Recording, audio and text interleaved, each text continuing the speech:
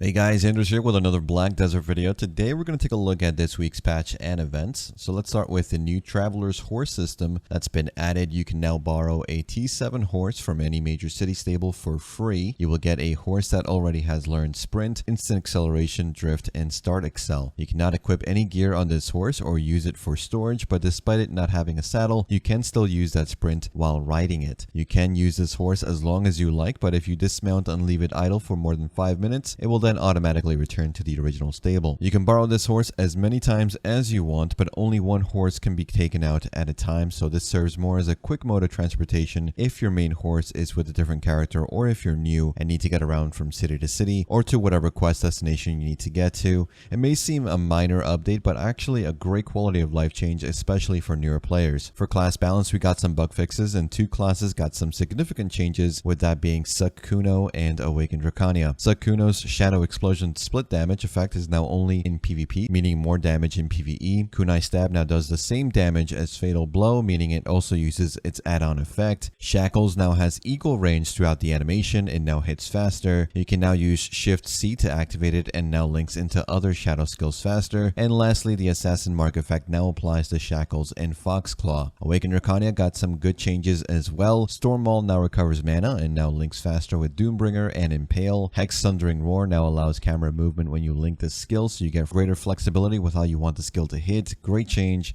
Legacy now activates faster and has a better animation. Dragon Crackling Flame is now back to beta mode, which means we lose that stiffness CC and gain back the knockdown CC, which is a lot better. The skill is very quick, so it gives us a fast CC confirm back into the kit, which will help in 1v1 situations. Flow Dragonflight got another change, but all they've done is change the way the skill consumes stamina during the animation. So before it would tick at a slower rate, but consume more stamina per tick. Now you lose stamina more gradually and use less if you move shorter distances with the skill. The stamina consumption is basically the same if you were using the skill for max travel distance. Dragon Tip of the skill now has greater range for the second hit, very slightly larger range. Dragon Storm Piercer has greater range on the first and third hit. It's a bit more noticeable than the tip of the skill change. It's a good change. I like using this skill. Obliterate now links with Doombringer much faster. It's really good. They also fixed the bug where the Obliterate Bond version or Aerial Burst Bond version would not give you that faster animation from test server. That should be fixed now. Hex Tip of the skill now has a faster animation on the third hit when using the full animation, and all Dragon Blood main skills now have a slightly faster animation link with each other, which is really good. Overall, the class feels a lot better to play and should improve your efficiency a little bit in PvE. Outside of class balance, the list of foods available to use for the continuous Scare Fairy skill